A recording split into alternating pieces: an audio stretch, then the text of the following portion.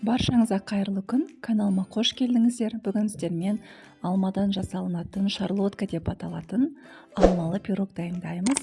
Ол үшін видеомды соңына дейін көріп, тіркелуді ұмытпаңыздар. Ол үшін бізге ұн, 4 дана алма, жұмыртқа, сұйық май, қаймақ,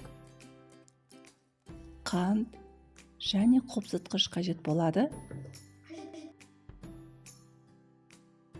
Ең алдымен жұмыртқаны ыдысымызға жарып аламыз.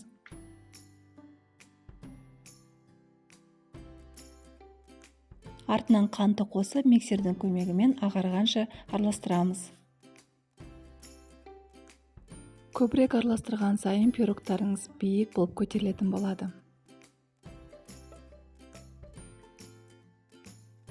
Жұмыртқалы массамыз ағарғаннан кейін артынан сұйық майды қосып, артынан қаймақты қосып, миксердің көмегімен жақсылап араластырып шығамыз.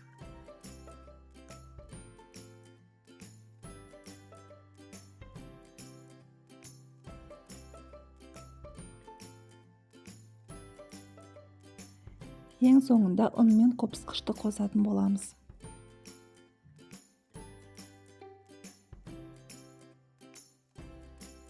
Тағы да миксердің көмегімен бір қалыпты масса болғанша араластырып шығамыз. Осындай бір келкі масса болып шығу қажет. Енді салмасын дайындаймыз. Ол үшін бізге 4 дана алма қажет болады. 2 данасын дәл осылай майдалап 4-5 етіп турап шығамыз.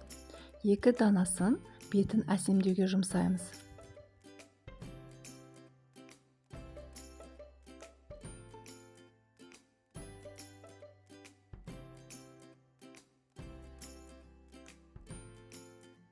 Майдалап туралған алманы дайын болған массамызға қосып, жақсылап араластырамыз.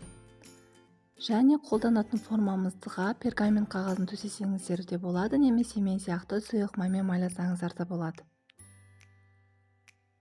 Кез келген форманы пайдалана берсеңіздер де болады. 4 бұрышты форманы да пайдалансаңыздар болады. Барлығы өз еркелеріңізде. Бетін тегістеп, біздің әсемдеуге арналған 2 дана алмамызды дәл видеодағыдай әсемдеп шығамыз.